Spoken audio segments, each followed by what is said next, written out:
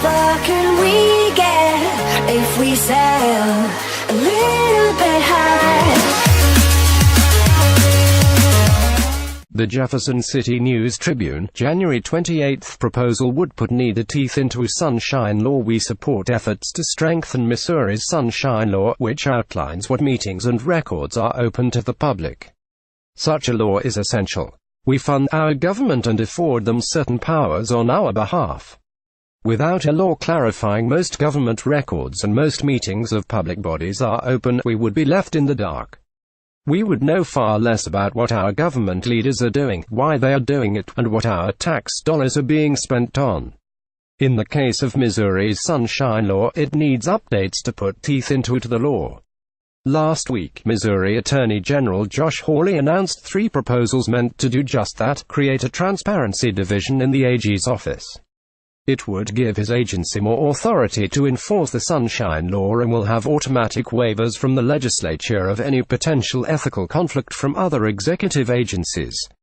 To avoid conflicts of interest, the division would have attorneys who would be separate from the rest of the AG's office and never would defend an executive agency in any legal battle.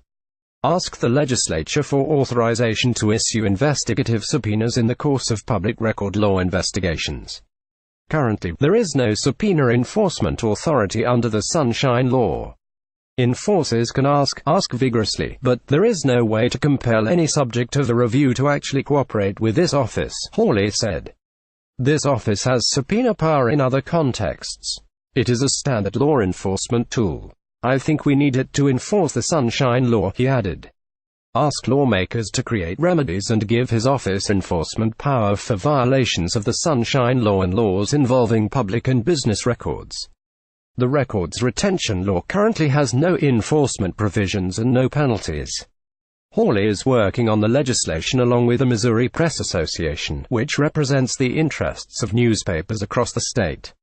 We're here because of citizens around the state who have questions they want to know about their local governments, said Jean Manaki, legal counsel for MPA. Journalists rely on the law daily to inform the public about government operations. But like Manaki suggests, the Sunshine Law isn't just for reporters. It's for everyone. The Kansas City Star, January 26. Greitens bears responsibility for the latest blow to UMKC Downtown Conservatory, Missouri Gov.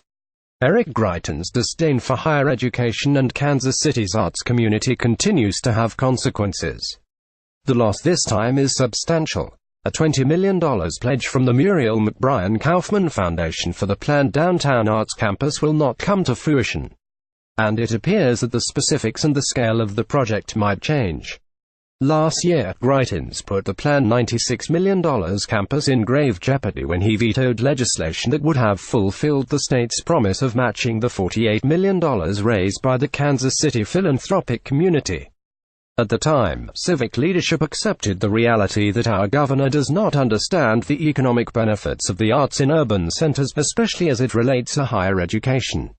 Local leaders vowed to find the funding elsewhere. But the Kaufman grant was always contingent upon both the funding matches from the state and from private fundraising, said Dave Lady, president of the foundation.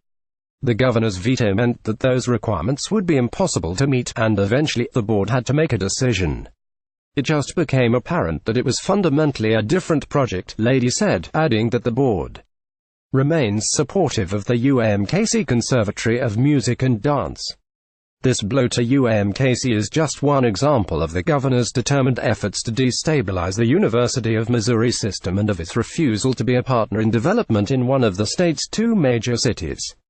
Greitens declined to keep the state's commitment to the arts campus, and he ignored the legislature's wish to raise the funds by issuing bonds. The campus was to be adjacent to the Kaufman Center for the Performing Arts and was to house the Conservatory of the University of Missouri Kansas City, shifting it downtown. The plan was for 165,000 square feet, 4 floors and 2 state-of-the-art performance spaces. On Friday, UMKC and University of Missouri system leadership emphasized that efforts are continuing to develop new ideas on how we might accomplish the project. Announcements around new developments can be expected soon. Barbara A. Bischelmeyer, UMKC's interim chancellor and provost, and Mun Choi, president of the system, wrote in a guest column for The Star. But what is indisputable is that the governor continues to threaten not just this project, but Missouri higher education in general. UMKC has lost $12.6 million through budget cuts in recent years, and the entire system has lost $70.6 million. The value of a well-educated workforce apparently escapes the governor. Kansas City, like the entire state, must have a readily employable talent pool to continue attracting new businesses and to keep Missouri healthy fiscally. This is becoming increasingly difficult with an underfunded educational system. The arts play a role not only in driving economic development but also in attracting new residents. The arts campus was enthusiastically embraced by a wide cross-section of political, civic and philanthropic leadership. The project was a part of the Greater Kansas City Chamber of Commerce's Big Five initiatives. It should have been an easy yes for the governor to add his support. No one would describe the gleaming beauty of the Kaufman Center for the Performing Arts as merely concrete and glass. Yet during a visit to Kansas City last year, Greitens condescendingly termed the arts campus a building for dancers and artists, dismissing the fact that a well-developed artistic community often helps cities attract educated millennials.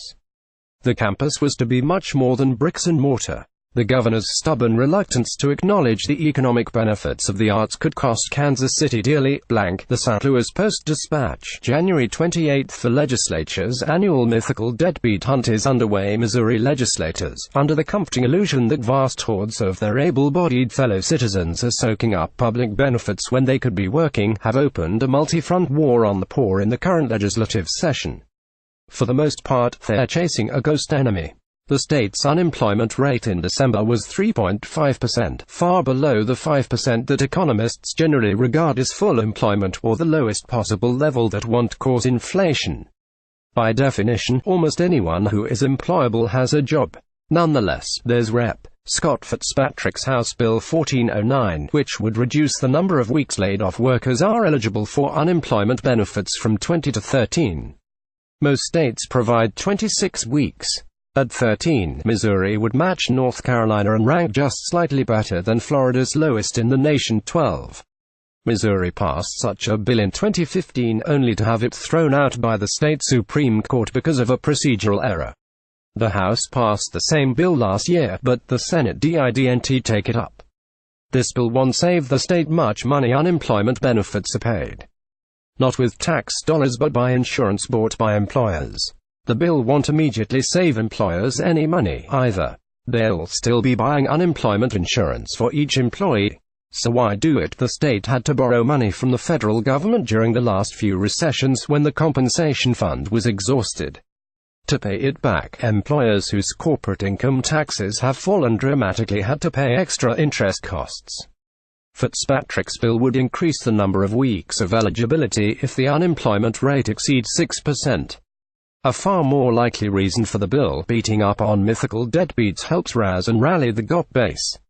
The weekly unemployment benefit in Missouri is 4% of the worker's average quarterly wages, up to a maximum of $320. A guy who nets $10 an hour would get $208 a week. But what if you supplement that with food stamps? The state currently requires able-bodied adults without dependents to be working or enrolled in job training to get food stamps. Teaching job SS is a nice idea, but matching trainees with employers has proved more difficult. House Bill 1846, sponsored by Rep.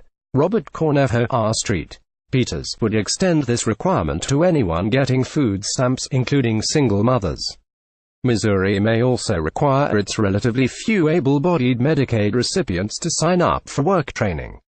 Able-bodied adults without dependents currently can only get food stamps for 3 months out of every 3 years. The allotment is worth about $2.14 per meal, and qualifying requires a lot of hoop jumping. Missouri has already cut food stamp enrollment sharply. Thousands of Missourians are believed to have simply stopped trying, which may have been the point all along.